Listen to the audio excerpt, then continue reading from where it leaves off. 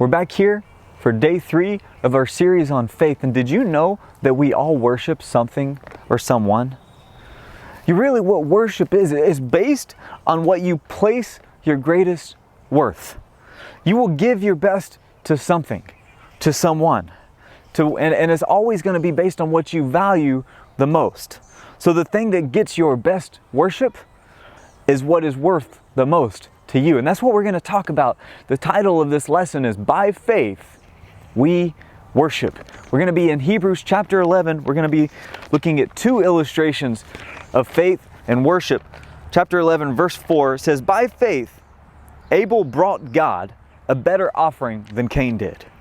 By faith he was commended as righteous when God spoke well of his offering, and by faith Abel still speaks even though he is dead. By faith Enoch was taken from this life so that he did not experience death. He could not be found because God had taken him away. For before he was taken, he was commended as one who pleased God." And listen to this statement, "And without faith, it is impossible to please God, because anyone who comes to him must believe that he exists and that he rewards those who earnestly seek him." The first 2 illustrations of faith that we get, it comes from Genesis chapters 4 and 5. You can go back and learn the stories, but the first illustration is from Abel, who was the second son to Adam and Eve. And it says that he gave a better offering by faith than Cain. You see, the fact is, both of them gave offerings. But the Bible in Genesis tells us that Abel gave from the first fruits of his flock. He gave from his best. It teaches us something about our giving. It's not just the fact that we give, it's the heart in which we give. It's not what we do that matters the most. It's also the manner in which we go about it, the heart in which we go about it, that teaches us something. That's what God is concerned with. He is concerned with our hearts. You know, I've been inspired by a very specific young lady. I heard about her story and how she prepares for Sunday morning church. You know, we've been moving to online church now. We're just not together anymore. And so it's definitely been a different experience. It hasn't felt normal. Although there's a side of me that, well, I've been going to church in my pajamas a little bit and just trying to make it to church on the couch with the family. It's just been different, but it's also been a unique and fun experiences. My kids really look forward to seeing the singers and seeing their pastor teaching. They see Pastor Ron teaching and they get excited about it.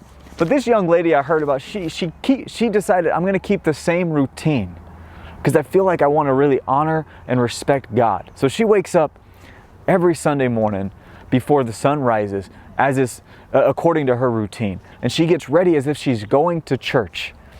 And then she goes to church online, like the rest of us. And the other thing that she does is she takes her offering, the gift. You know, there's no baskets flowing around anymore. And so she writes this check and puts it in an envelope. And then because she doesn't have the online giving setup, she gives it to her kids and they give it online.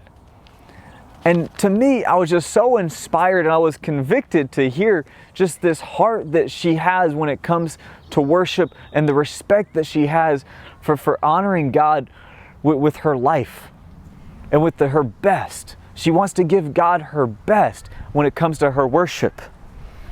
And then the Bible tells us about Enoch.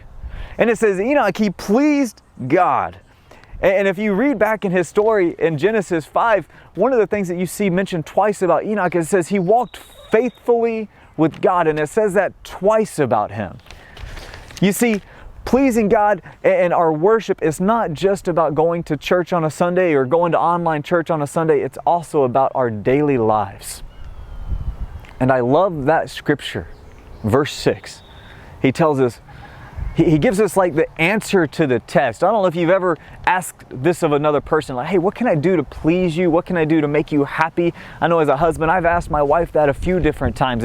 And see, we get this from God right here. You want to know what pleases God? He says, without faith, it's impossible to please God. That's what God is looking for from us. He wants us to believe that He exists. And He wants us to believe and know that He wants to reward us, reward those who earnestly seek Him. You know, we talked about this yesterday, this belief that our God, who is unseen, who we can't see Him, but we believe that He is behind it all. You don't have to always know the hows or the whats, but it's important to know that He is the who. That's what faith has. It has that component, this conviction that there is a great unseen God who exists absolutely. And the other component is this assurance that this great unseen God, He's going to reward us who earnestly seek Him, but His rewards look different than what we might think of as rewards. Don't forget, they just talked about Abel who gave faithfully and then he was killed by his brother. God doesn't reward us the same way we might think about it. God is rich in things like love, in free will, in grace. Fact is, loving God and seeking God will not always make you rich, although there can be material blessings to it. But you can be rich and be miserable, and you can be poor and at peace. I can share with you personally one of the things that I've learned about having faith and having this faith that really that I use to aim to please God with my life. Something that He's rewarded me with and given to me is just this peace. And I can't say I'm always peaceful, but there is this peace that I feel like is always around me, that no matter what happens, no matter what's going on around me, that God is going to come through. He's going to take care of it. He's going to be around us. It doesn't mean I do nothing. In fact, I need to act on this faith that He's given me. But that's one of the greatest gifts that I feel like that He gives. It's just this peace that He is in control. And that, you know, He absolutely loves me. And it's also, like I said, it's not that easy to always have. I can tell you, there have been times where I just let little things bother me. And they just get in the way of my peace. And whatever it is, I don't want to, like somebody spills cereal and I just get annoyed. And for some reason I just lose sight of the Creator in those moments. Like, wow, like God is so big. And I am bothered by something little right now. But when I'm in touch with the peace, like it just feels like I'm floating. It feels like I'm just honoring God with my life. One other thing that I would like to point out. You don't learn about true Christian faith by consulting your needs. You learn about it by consulting the nature of God.